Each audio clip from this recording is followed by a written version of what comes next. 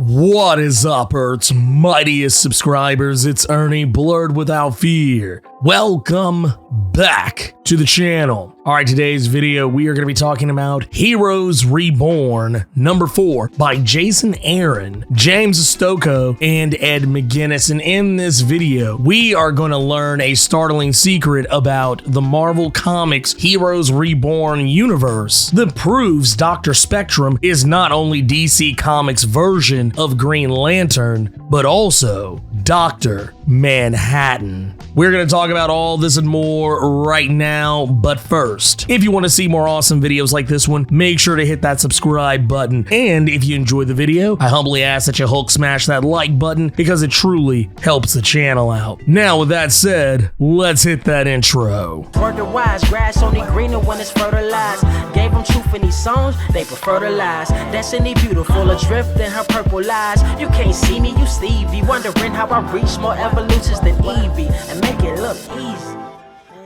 So when we kick this book off, the first thing that we immediately learn about Dr. Spectrum, if you are not already familiar with that character, is that when we were first reintroduced to this character in Heroes Reborn number 1, we saw that he was taking on a Thanos, a version of Thanos, empowered by infinity rings, basically tying him even closer to the pastiche that Dr. Spectrum is of Green Lantern. But in this, we also see that not only is this Dr. Spectrum capable of creating power constructs using his power prism that are so potent that he was able to create a heavy machine gun that could blast off Thanos' fingers, as well as the infinity rings that he possessed, basically showing that he's that guy, that he is that powerful, that he doesn't care who or what he's up against. This is a character who is in a lot of respects closer to Dr. Manhattan in a lot of respects than a lot of people are probably willing to admit. Yes, they both have Doctor in their superhero name, but it goes a lot deeper than that. You see, I'm not necessarily saying that Dr. Spectrum is Dr. Manhattan. He actually is quite, in fact, not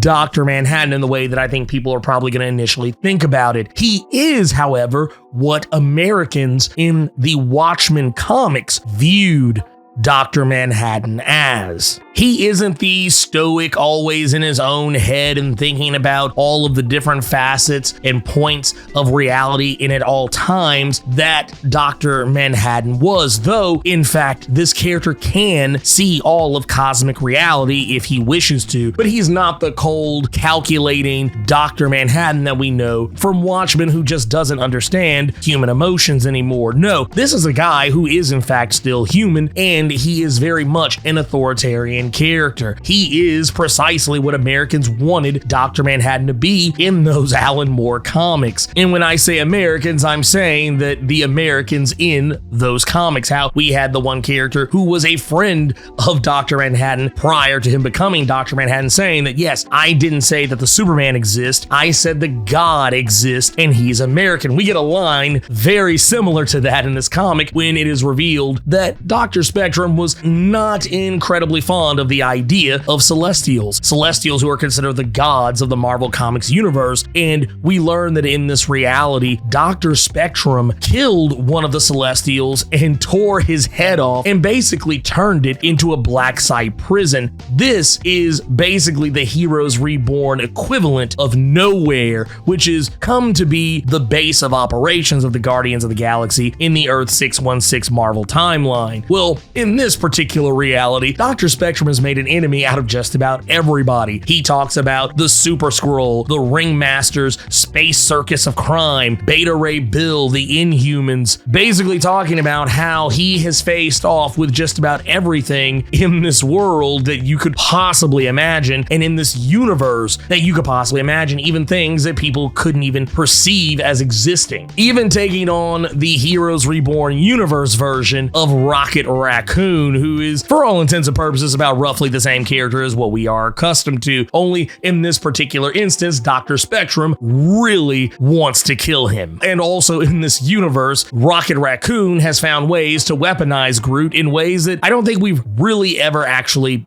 paid attention to before. But that said, he is able to give Dr. Spectrum a run for his money. But even beyond all that, Rocket Raccoon alone is not enough to stop a guy who can create hard-like constructs with a power prism, much less see all of reality and warp reality and bend all of the cosmos to his will. It just ain't gonna happen. Even when Rocket Raccoon somehow gains the abilities of the Star Brand, he is still not enough to take on Dr. Spectrum. Dr. Spectrum is such a powerful character that he can literally create armies of tanks. He can create guns and weapon systems and all sorts of things on the fly. But one of the things I found more interesting about his powers is that he actually contains the Cancerverse within his power prism, something that he actually uses to unleash on Rocket Raccoon and kill him, thus leaving the Star Brand transferring back to the person who originally had it. Someone who is still on Rocket's ship, a child who Rocket had found, and the Star Brand is now back with them. And there is a very little interesting part in here because there's a point in this comic where Dr. Spectrum is dragging Ego the Living Planet by a giant chain that Dr. Spectrum has created and is threatening to drop him into a black hole if he doesn't tell him where are the humans who have been charting the stars, because Dr. Spectrum isn't particularly fond of people coming out into space, especially if they aren't American, and he is trying to figure out why there are humans coming from Earth who aren't American who are staging these secret space flights. And Ego, oddly enough, does give up who it was. He reveals that the ships were Wakandan. They are Wakandan ships, but in this universe, Wakanda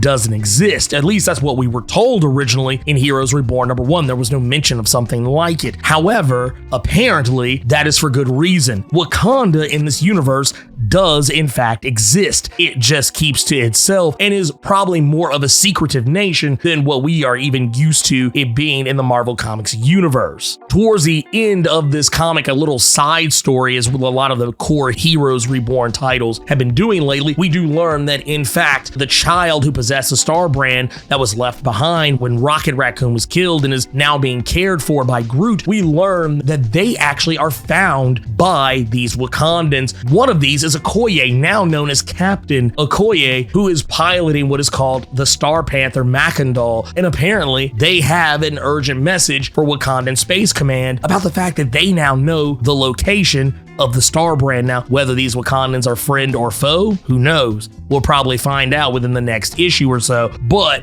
I thought that was actually really interesting that they did that. But getting back to what is going on with Dr. Spectrum, I also appreciate the fact that Dr. Spectrum, a person who can see all realities, is still short-sighted in some ways, and it makes me wonder if President Coulson has done something that is blinding Dr. Spectrum to the truth of what is going on, very similar to how Ozymandias did to Dr. Manhattan in the Watchmen comics. Dr. Manhattan was able to see the future, the past, and the present in a way that people can't perceive.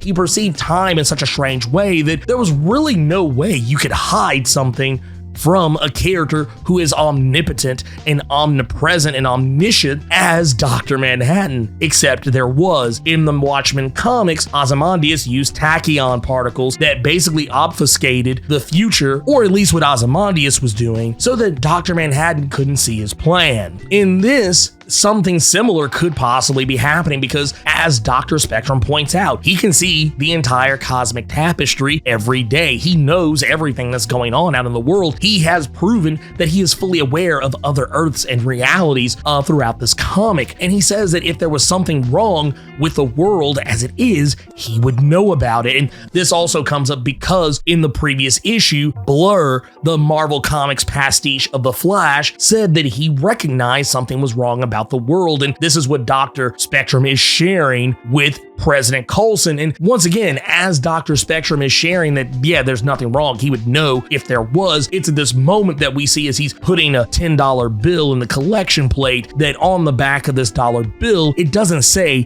"In God we trust." It says "In Mephisto we trust." And as we panel away, we recognize that right before them in this, house of God, Mephisto, a statue of him at the very least, stands before them. And this is something that we kind of noticed in the course of some of the more recent tie-ins. If you have read the Heroes Reborn, Magneto and the Mutant Force, or Heroes Reborn, Young Champions, or Heroes Reborn, Siege Society, you probably recognize the fact that Mephisto's name comes up a lot now, typically in situations where people would say the word God instead. So the cracks are now finally starting to show in this reality, and very curious to see how this is all going to play out. But anyways, I thought this was a really cool comic, and man, I actually like how they took this character of Dr. Spectrum, who is once again kind of a Green Lantern pastiche, but also at the same time kind of a nod towards Dr. Manhattan, especially since Dr. Manhattan is now in the DC Comics universe proper. I thought that was a really cool touch that they did something like that. I'm almost surprised they didn't put him in place of